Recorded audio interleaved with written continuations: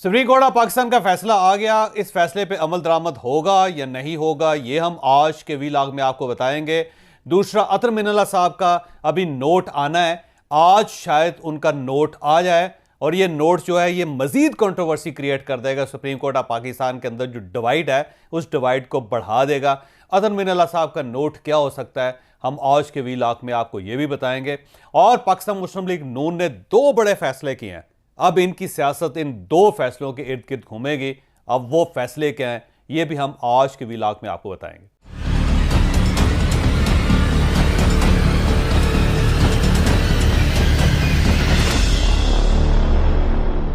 Supreme court of Pakistan का फैसला आ गया और 3 रुकनी बेंच ने ऐलान किया है कि पंजाब के अंदर 14 मई को इलेक्शन होंगे और साथ पूरा शेड्यूल दिया गया है कि इलेक्शन कमीशन ने किस वक्त क्या करना है। बाकायदा उसके अंदर लिखा गया है। बस इस फैसले में यह नहीं लिखा है कि इलेक्शन कमीशन ने लंच कब करना है, डिनर कब करना है, ऑफिस से कब जाना है और कहां जाना है, यह नहीं लिखा हुआ। इसके अलावा इस फैसले के अंदर हर चीज मौजूद है कि आपने कागजात कब लेने हैं, आपने कागजात की स्क्रूटनी कब करनी है, आपने उम्मीदवारों को उनका जो इंतखाबी निशान है वो कब अलाट करना है, और इसके साथ साथ वजारत ख़जाना ने आपको कब पैसे देने हैं, आपने कब कोर्ट को ये बताना है कि हमें पैसे 21 अरब रुपए वसूल हुए हैं या नहीं हुए, पंजाब गवर्नमेंट ने क्या करना है और पंजाब के चीफ मिनिस्टर ने क्या करना है, सदर साहब ने क्या करना है, पूरी डिटेल के साथ इस फैसले के अंदर एक एक चीज़ लिख दी गई है। अब सवाल ये कि क्या इस फैसले को कानूनी समझा जाए या आईनी समझा जाए। मेरा ख्याल ये है कि यह फैसला ऐन कानून के मुताबिक है। आइन ये कहता है कि 90 दिन के अंदर अंदर इलेक्शन होने चाहिए। अब पीडीएम की गवर्नमेंट इलेक्शन नहीं करवाना चाहती, सुप्रीम कोर्ट ऑफ पाकिस्तान ये चाहती है कि आइन का तहफ़्फ़ुज़ किया जा सके, मुल्क आइन के मुताबिक चले। तो इस मामले में यह फैसला बिल्कुल आइनी है, इसे हम गैर कानूनी या गैर आइनी करार नहीं दे सकते। और इस लिहाज से मेरा ख्याल ये कि सुप्रीम कोर्ट ऑफ पाकिस्तान ने अपने मसल्स शो किए हैं। लेकिन इसके बावजूद कुछ कंट्रोवर्सीज़ हैं जिनका जिक्र भी मेरा ख्याल इस फैसले के साथ हमेशा किया जाएगा और इसका जवाब भी सुप्रीम कोर्ट ऑफ पाकिस्तान के इस 3 रुकनी बेंच को देना पड़ेगा। पहली कंट्रोवर्सी तो यह है कि क्या यह फैसला सिर्फ 3 जजेस का है और उन 3 जजेस का है जिसके ऊपर पीडीएम को, मियां नवाज शरीफ को और रियासत को, इलेक्शन कमीशन को, इन सब को एतराज़ है। ये सब ये समझते हैं कि ये 3 रुकनी बेंच जो है ये बाइस्ड है और ये हमेशा पाकिस्तान मुस्लिम लीग नून के खिलाफ फैसला करता है। तो अगर इस 3 रुकनी बेंच के इस फैसले को माना जाए तो फिर इसका मतलब ये हुआ कि बाकी जो 12 जजेस हैं उनका फैसला कहां है। तो फिर हम इस फैसले को सिर्फ 3 रुकनी बेंच का फैसला कह सकते हैं, पूरी सुप्रीम कोर्ट ऑफ पाकिस्तान का फैसला नहीं कह सकते। दूसरा, अभी तक ये मिस्ट्री मौजूद है। गो इस फैसले में ये डिक्लेयर की गई कि 1 मार्च का जो फैसला था वो 2 जजेस के हिसाब से किया गया था, यानी 3 जजेस ने इलेक्शन करवाने का ऐलान किया था और 2 ने इख्तलाफ उस पर किया था। लेकिन इसके बावजूद ये कंट्रोवर्सी अभी तक मौजूद है कि जो पिछला फैसला था वो 4 और 3 के जजेस का था या फिर वो 3 और 2 जजेस का था। ये कंट्रोवर्सी अभी तक कायम है। इस फैसले के साथ ये नथी रहेगी क्योंकि आज भी वकला, बहुत बड़े बड़े वकला, सुप्रीम कोर्ट ऑफ पाकिस्तान का जो मौजूदा नैरेटिव है उसको बाय करने के लिए तैयार नहीं। पूरी गवर्नमेंट उस फैसले के खिलाफ है। वो ये कह रही है कि 4 जजेस ने इस केस को मुस्तरद कर दिया था और अभी क्योंकि अतर मिनल्ला साहब का एक जवाब आने वाला है वो इस कंट्रोवर्सी को मजीद आगे बढ़ाएगा। हम आगे चल के आपको बताएंगे भी कि अतर मिनल्ला साहब का जो जवाब है या उनका जो नोट है उसमें क्या क्या हो सकता है। ये कंट्रोवर्सी। दूसरी कंट्रोवर्सी ये है कि क्या आप सियासी जमातों को सुने बगैर सियासत के बारे में फैसला कर सकते हैं, क्योंकि जेयूआई के वकील ने कहा कि हम इसमें शरीक होना चाहते हैं इस हेयरिंग में, इस समात में, तो चीफ जस्टिस साहब ने उनको रोक दिया। पाकिस्तान मुस्लिम लीग नून के वकील, उन्होंने कहा अकरम शेख साहब ने कि मैं बात करना चाहता हूं, उन्हें रोक दिया गया। पाकिस्तान पीपल्स पार्टी के वकील को भी रोक दिया गया। तो पीडीएम के वकला थे, उनको वहां पे बात करने की इजाज़त नहीं दी गई। लिहाजा अगर आपने एक सियासी फैसला करना था तो इसमें जाहिर है आपने सियासी जमातों के वकीलों को भी सुनना था, जो जाहिर है आपने नहीं सुना। तो अब सवाल ये है कि क्या सियासी जमातों को सुने बगैर आप सियासी फैसला कर सकते हैं या नहीं कर सकते। ये भी कंट्रोवर्सी है जो इसके साथ साथ चलती रहेगी। इसके साथ साथ काजी फायज़ ईसा साहब का इशू है। काजी फायज़ ईसा साहब सीनियर मोस्ट जज हैं इस वक्त और वो आने वाले चीफ जस्टिस होंगे। उमर अताब बंदियाल साहब जब रिटायर होंगे तो उनके बाद काजी फायज़ ईसा साहब इस मनसब पर तशरीफ़ रखेंगे। अब काजी फायज ईसा साहब ने एक फैसला किया था कि जितने अज़खून नोटिस आए, जब तक पार्लियामेंट का फैसला क्लियर नहीं होता, लॉ क्लियर नहीं होता, उस वक्त तक इनके ऊपर कार्रवाई रोक दी जाए। लेकिन उस फैसले के होने के बावजूद ये बेंच चलता रहा और इस बेंच ने फैसला भी किया। और इसके बाद जब ये बेंच ने फैसला दे दिया तो उसके बाद फौरी तौर पे 6 रुकनी बेंच बनाया गया और ये इंतहाई जूनियर जजेस का बेंच था। जूनियर जजेस ने काजी फायज ईसा साहब के फैसले को, जो आने वाले चीफ जस्टिस हैं, उसको 5 मिनट में उड़ा के रख दिया। तो अब सवाल ये है, क्या आप जूनियर जजेस से उस जज की तौहीन कर सकते हैं कि जो आने वाले दिनों में चीफ जस्टिस होंगे? तो ये भी एक बहुत बड़ी कंट्रोवर्सी है जिसका ज़ाहिर है किसी के पास जवाब नहीं होगा।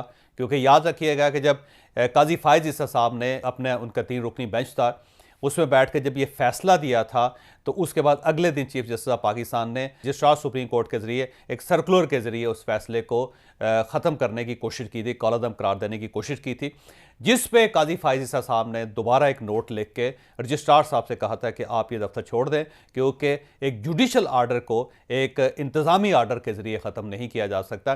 जबकि चीफ जस्टिस ऑफ पाकिस्तान का ख्याल ये था कि एक इंतज़ामी आर्डर के ज़रिए एक जुडिशल आर्डर को ख़त्म किया जा सकता है। लेकिन इसके साथ साथ कल जब ये फैसला हुआ 3 रुकनी बेंच का, तो उसके फौरी बाद 6 रुकनी बेंच बनाया गया और उस 6 रुकनी बेंच ने एक सीनियर मोस्ट जज का जो फैसला था उसको कॉलअदम करार दे दिया।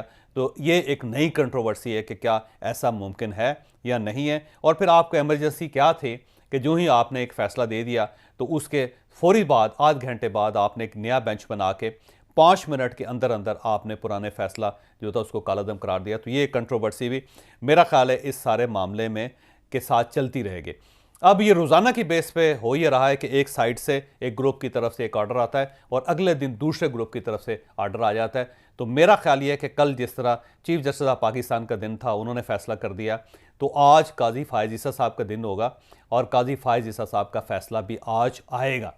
जब वो फैसला आएगा या वो एक ख़त लिखेंगे या एक नई वो एक बहस छेड़ेंगे, तो उसके बाद डेफिनेटली गवर्नमेंट उनको सपोर्ट करेगी। क्योंकि अब ऐसे महसूस होता है कि 2 मुख्तलिफ धड़े बन चुके हैं। एक धड़े में काजी फायज ईसा साहब और उनके साथ साथी 7 जजेस उनके साथ हैं, वो हैं, फिर गवर्नमेंट है, फिर इस्टेब्लिशमेंट है। और दूसरी साइड पे जो धड़ा है जिसमें 8 जजेस हैं, चीफ जस्टिस ऑफ पाकिस्तान भी उसमें शरीक है, जो कहा जाता है, अगेन मैं ये कहता हूँ कि एक आम अब ये राय बन गई है पूरे पाकिस्तान के अंदर कि सूरत हाल इसी तरह ही है कि 8 जजेस का ये और उसके पीछे इमरान खान साहब। तो पीटीआई जो है इन 8 जजेस को सपोर्ट कर रही है और दूसरी साइड से इस तरफ से जो बाकी जो अदारे हैं, जो लोग हैं, उनकी सपोर्ट दूसरों को मिल रही है। तो अब रोज़ाना की बेस पे एक फ़ैसला आता है और उसके बाद अगले दिन उस फैसले के ख़िलाफ़ एक फ़ैसला आ जाता है। तो मेरा ख्याल है आज काजी फायज ईसा साहब का दिन है और काजी फायज ईसा साहब की तरफ से भी आज डेफिनेटली कुछ ना कुछ कार्रवाई की जाएगी। और हो सकता है सिर्फ अतर मिन्नल्लाह साहब का जो एक जवाब है वो पिछले सारे जो जवाबात हैं उन सब को रिजेक्ट कर दे। अब अतर मिन्नल्लाह साहब का नोट क्या हो सकता है वो मैं आगे चल के आपको बताऊंगा। लेकिन सरदस्त जो है हम पाकिस्तान मुस्लिम लीग नून की तरफ आते हैं कि पाकिस्तान मुस्लिम लीग नून ने 2 बड़े फैसले किए हैं। एक फ़ैसला तो ये किया है कि मियां नवाज शरीफ साहब ने लंदन में बैठ के अपनी पार्टी को कहा है कि हमने इस फैसले को नहीं मानना, क्योंकि आज अगर हमने ये फैसला मान लिया तो आने वाले दिनों में जो मज़ीद फ़ैसले आएंगे हमें वो भी मानने पड़ेंगे और उसके बाद हमारी सियासत ख़त्म हो जाएगी, हमारा चैप्टर क्लोज़ हो जाएगा। लिहाजा हमने इस फैसले को नहीं मानना। जब मियां नवाज शरीफ साहब की क्लियर डायरेक्शन आ गई तो उसके बाद कैबिनेट का इजलास हुआ और कैबिनेट ने इस फैसले को मुस्तरद कर दिया। अब जब ये फैसला नहीं माना जाएगा तो ज़ाहिर एक नई कंट्रोवर्सी डेवलप होगी। अब यकीनन गवर्नमेंट या प्राइम मिनिस्टर साहब तौहीन अदालत करेंगे। तो अब जब इलेक्शन कमीशन से सुप्रीम कोर्ट ऑफ पाकिस्तान पूछेगी कि जनाब हमने आपको शेड्यूल दिया था, आपने उस शेड्यूल के तहत इलेक्शन क्यों नहीं करवाए, तो ज़ाहिर इलेक्शन कमीशन ये कहेगा देखें हमारे पास कोई इंतज़ामी इख्तियारात नहीं है, हम गवर्नमेंट के पाबंद हैं, गवर्नमेंट ने हमें फैसिलिटीज़ देनी है तो हम इलेक्शन करवा सकते हैं, गवर्नमेंट की तरफ से हमें अभी तक कुछ नहीं मिला। तो फिर ज़ाहिर है गवर्नमेंट को बुलाया जाएगा और जब गवर्नमेंट को बुलाया जाएगा, प्राइम मिनिस्टर को बुलाया जाएगा, तो प्राइम मिनिस्टर ये कहेगा कि जी आप ही का फैसला सुप्रीम कोर्ट ऑफ पाकिस्तान का कि जो काबीना का फैसला होता है वो गवर्नमेंट का फैसला होता है, प्राइम मिनिस्टर अकेला फैसला नहीं कर सकता।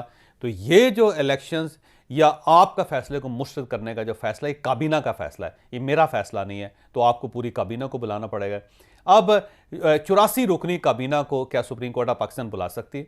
अगर बुला सकती है और हर जो वज़ीर है वो अपना एक वकील अगर वहाँ पे पेश करता है तो 84 अगर वहाँ पे अरकान है काबीना के, तो 84 वकला पेश होंगे, हर वकील अपना मौक़िफ़ बयान करेगा। तो इसको समेटने के लिए 84 साल चाहिए होंगे सुप्रीम कोर्ट ऑफ पाकिस्तान को। तो क्या ये मुमकिन होगा? तो मेरा ख्याल ये है कि गवर्नमेंट उस तरफ जा रही है। गवर्नमेंट ये कह रही है कि जी मैंने अकेला फैसला नहीं किया प्राइम मिनिस्टर साहब ने, ये फैसला इज्तिमाई तौर पे पूरी काबीना का फैसला है। तो फिर ज़ाहिर सुप्रीम कोर्ट ऑफ पाकिस्तान को काबीना को बुलाना पड़ेगा। सिर्फ प्राइम मिनिस्टर को आप साइड पे करके उसके गले में ये घंटी नहीं बांध सकते, क्योंकि आप ही का फैसला है सुप्रीम कोर्ट ऑफ पाकिस्तान का कि गवर्नमेंट जो है वो काबीना का नाम है। तो जब काबीना का नाम है तो पूरी काबीना को आपको सज़ा देनी पड़ेगी, और उसके लिए ज़ाहिर एक प्रोसीजर है, और प्रोसीजर ज़ाहिर है वो लंबा है। और लंबा इसलिए है कि अदालतों के अंदर ये प्रोसीजर इसी तरह चलता है कि जो फंस गया सो फंस गया। तो अब आप अपने जो प्रोसीजर है उसको वायलेट कैसे कर सकते हैं? तो ये होगा। दूसरा ये है कि अगर फ़र्ज़ कर लें कि प्राइम मिनिस्टर ऑफ पाकिस्तान को अगर सुप्रीम कोर्ट ऑफ पाकिस्तान उनके ऊपर तौहीन अदालत की कार्रवाई करती है, तो मियां नवाज शरीफ का वाज़ेह मैसेज है कि करने दे तौहीन अदालत की कार्रवाई। और फिर ज़ाहिर इस तरह से वकील भी आएंगे, वो भी बात करते रहेंगे, 2-4 महीने उसमें गुजर जाएंगे। अगर सुप्रीम कोर्ट ऑफ पाकिस्तान दिन रात काम करे तो हो सकता है फिर जाके मामला सिमेटा जाए। वैसे ही इतनी जल्दी सिमेटा नहीं जाएगा। और इसमें अगर मियां शहबाज शरीफ साहब के ऊपर पाबंदी लगती है, उन्हें डी सीट किया जाता है, उन्हें अगर प्राइम मिनिस्टर की कुर्सी से उठा दिया जाता है, तो पाकिस्तान मुस्लिम लीग नून ये सज़ा भुगतने के लिए भी तैयार है। लिहाजा पाकिस्तान मुस्लिम लीग नून ने फैसला कर लिया कि अगर मियां शहबाज शरीफ की कुर्बानी देनी पड़ती है तो दे दें, और अगर तौहीन अदालत लगती है तो लगने दें। और अगर गवर्नमेंट को बुलाया जाता है तो फिर वो गवर्नमेंट ये कह सकती है जी पूरी काबीना आएगी, तो फिर पूरी काबीना को अगर सुप्रीम कोर्ट सज़ा देना चाहती है तो सज़ा दे दे। और यहाँ पे मैं एक और चीज़ जिसका जिक्र करूँगा, वो आज के फैसले की एक उसका एंगल है जो आपके सामने मैं रखना चाहता हूँ। मेरे सामने फैसला है, फैसले के जो पेज नंबर 3 है उसके ऊपर बाकायदा इलेक्शन का पूरा schedule supreme court of Pakistan ने दिया हुआ है कि लास्ट डेट कौन सी होगी, कब फाइल कर सकते हैं इसको, अपील्स कब आप सुन सकते हैं इसके लिए, जो ट्रिब्यूनल के फैसले हैं वो कब तक हो सकते हैं, तहावी निशान है वो कब आपने अलाट करने हैं, और इसके अलावा सारी चीज़ें पूरी डिटेल के साथ जो हैं। और पोलिंग डे तक लिखा गया है कि 14 मई को पोलिंग डे होगा। 10 अप्रैल से लेकर 14 मई तक का शेड्यूल पूरी डिटेल के साथ सुप्रीम कोर्ट ऑफ पाकिस्तान ने इस फैसले में दिया है। अब ये जो फैसला आया तो इस पे ज़ाहिर है पीटीआई की तरफ से खुशियां मनाई जा रही हैं कि देखें जी आइन की फतह हो गई, देखें जी कानून की आज पासदारी हो गई, देखें जी जस्टिस मनीर का जो बयानिया था उसको दफन कर दिया गया, देखें जी कि अब एमरजेंसी और मार्शल लॉ का रास्ता सुप्रीम कोर्ट ऑफ पाकिस्तान ने हमेशा के लिए बंद कर दिया। बहुत ज़्यादा शादियाने बजाए जा रहे हैं। लेकिन यहाँ पे एक और सवाल ये भी पैदा होता है कि इसी तरह का एक फैसला 9 अप्रैल 2022 को इसी सुप्रीम कोर्ट ऑफ पाकिस्तान ने इन्हीं जजेस ने दिया था, और वह फैसला ये था कि फौरी तौर पे पार्लियामेंट का इजलास बुलाया जाए, और उस इजलास में जो अदम एतमाद की तहरीक है उसे उसी तरह शुरू किया जाए, और उसी डेट से शुरू किया जाए जिस डेट से इमरान खान साहब ने असम्बली तोड़ी थी। और उस फैसले में बाकायदा डिटेल के साथ बताया गया था कि इजलास कैसे होना है, उसने चलना कैसे है, किस वक्त तक उस इजलास को कंक्लूड हो जाना चाहिए, पूरी डिटेल उसके अंदर थी। और जब यह फैसला आया था तो उस वक्त पीटीआई की गवर्नमेंट थी, ज़ाहिर पीटीआई की गवर्नमेंट थी, उसको असद उमर साहब, शीरी मज़ारी साहिबा और बाकी सारी गवर्नमेंट जो थी, उन्होंने सुप्रीम कोर्ट ऑफ पाकिस्तान पे बहुत एतराज़ किया था कि सुप्रीम कोर्ट ऑफ पाकिस्तान को क्या कौन होती है कि वो पार्लियामेंट को डिक्टेशन दे। अगर आप ही ने सिस्टम चलाना तो फिर पार्लियामेंट को बंद कर दें, हम इसके दरवाजे बंद करके घर चले जाते हैं, इससे बहुत सारे आवाम के पैसे बचेंगे। बल्कि उसमें शीरी मज़ारी साहिबा ने इसे जुडिशल कू भी कहा था। तो जब एक डिटेल आपको 9 अप्रैल को मिली थी कि आपने पार्लियामेंट का इजलास कैसे बुलाना है, तो आपने इसे जुडिशल कू कहा था। लेकिन आज जब इलेक्शन कमीशन को एक बाकायदा शेड्यूल दिया गया है कि इलेक्शन कमीशन ने कैसे काम करना है, तो इस पर पीटीआई खुशियां मना रही है। तो मैं आपको थोड़ा सा माजी में ले जाके 2 क्लिप दिखाना चाहता हूं जिसमें असद उमर साहब कुछ फरमा रहे हैं और साथ शीरी मज़ारी साहबा कुछ फरमा रही हैं। आप जरा सुन लें। हमारे आइन के अंदर बड़ा वाज़े लाइन भी खींची हुई है कि हर इदारे ने किस लाइन के अंदर रहते हुए काम करना है। आपने फैसला किया कि सुप्रीम कोर्ट ने जो ऑर्डर लिखा आपने उसकी कंप्लायंस कर दी, लेकिन अगर वाकई में ये सब लोग मानने वाले हैं जमहूरियत के, तो पार्लियामान की सुप्रीमेसी को भी मानने वाले हैं। अगर सुप्रीम कोर्ट ये भी फैसला करेगी कि किस दिन इजलास होगा, किस मिनट पे शुरू होगा, तो इस पार्लियामान का क्या फायदा। पैसा बचाए, इसको रैप अप करें और घर भेजते हैं। जो सुप्रीम कोर्ट का फैसला है वो जुडिशल कू है। उन्होंने पार्लियामेंट को जीरो कर दिया है। इधर तक बताया है कि आप किस वक्त पे मीटिंग करेंगे, ये उनका है ही नहीं। This is not part of their purview. ये जुडिशियल कू जो है ना बना सकता नहीं है, नहीं, इसको बिल्कुल एक्सपंज सही करते है, हैं। इट्स अ कू। उन्होंने पार्लियामान की अथॉरिटी खत्म कर दी, पार्लियामान की सुप्रीमेसी खत्म कर दी। इसमें आप देख लीजिए कि जुडिशियल कू कहा गया है इसको श्री मज़ारी साहबा की तरफ से, और असद कैसर साहब जो उस वक्त स्पीकर थे, और इन्होंने कहा कि नहीं नहीं मैं इसको स्पंज करता हूँ, ये अल्फाज ठीक नहीं है। तो उस वक्त आपका मौक़िफ़ यह था कि सुप्रीम कोर्ट ऑफ पाकिस्तान कौन होती है कि वो पार्लियामेंट को इतनी वाज़ेह डायरेक्शन दे। तो आज उसी सुप्रीम कोर्ट ऑफ पाकिस्तान ने इलेक्शन कमीशन को डायरेक्शन दे दी है, और साथ ही ज़ाहिर है कल जब पार्लियामेंट में इशू जाएगा तो पार्लियामेंट को भी direction supreme court of Pakistan की तरफ से मिल जाएगी। तो मेरा ख्याल ये है कि हर पार्टी की अपनी पार्लियामेंट है, हर पार्टी की अपनी सुप्रीम कोर्ट ऑफ पाकिस्तान है। पार्लियामेंट के अंदर आप बैठे हुए, पार्लियामेंट के अंदर जो प्रोसीडिंग चल रही है आपको वो अच्छी लगती है, और अगर आप पार्लियामेंट से बाहर हैं तो फिर वो पार्लियामेंट हराम भी हो गई है और उस पार्लियामेंट पे अमल भी नहीं होना चाहिए। और अब हम आखिरी इशू की तरफ आते हैं कि अतर मिनल्ला साहब क्या कर सकते हैं। याद रखें कि तमाम जजेज जिन्होंने इख्तलाफ किया था चीफ जस्टिस ऑफ पाकिस्तान के इस फैसले पे, जब उन्होंने बेंच बनाया था, अज़कुर नोटिस लिया था इलेक्शन पे, और उस वक्त जब 9 रुकनी बेंच बना तो 2 जजेस उसमें से निकल गए, फिर 2 जजेस और जिन्होंने इख्तलाफ करके बेंच से अपने आप को अलग कर लिया था।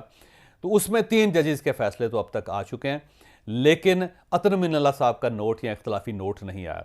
अब ये नोट बड़ा धांसू किस्म का नोट होगा जो आज या कल किसी वक्त भी आ जाएगा, और उसमें अतर मिनल्ला साहब ये कहेंगे, मेरा ज़ाती ख्याल, अब ये मेरा एनालिसिस है, याद रखिएगा, इंफॉर्मेशन नहीं है, कि अतर मिनल्ला साहब उसमें ये प्ली ले सकते हैं कि पिछला जो फैसला था वो 4/3 से रिजेक्ट हो चुका है, लिहाजा अगली जो proceeding supreme court of Pakistan की है, या ये जो 3 रुकनी बेंच है, इसकी जो प्रोसीडिंग है वो गैर कानूनी और गैर आईनी है। और अगर अतर मिनल्ला साहब ने इसे डिटेल के साथ लिख दिया तो आज का जो फैसला है सुप्रीम कोर्ट ऑफ पाकिस्तान का, इसे दोबारा रीराइट करना पड़ेगा, फिर एक नई कंट्रोवर्सी चल पड़ेगी, फिर इलेक्शन कमीशन ऑफ पाकिस्तान चुप करके खामोशी से साइड पे बैठ जाएगा, और जब सुप्रीम कोर्ट ऑफ पाकिस्तान उससे बुलाएगी तो ये कहेंगे इस इलेक्शन कमीशनर साहब कि जनाब आप खुद तो फैसला कर लें कि हमने किस आर्डर को इम्प्लीमेंट करना है, क्या हमने 4/3 का जो आर्डर है उसको इम्प्लीमेंट करना है, या फिर हमने 3/2 के आर्डर को इम्प्लीमेंट करना है।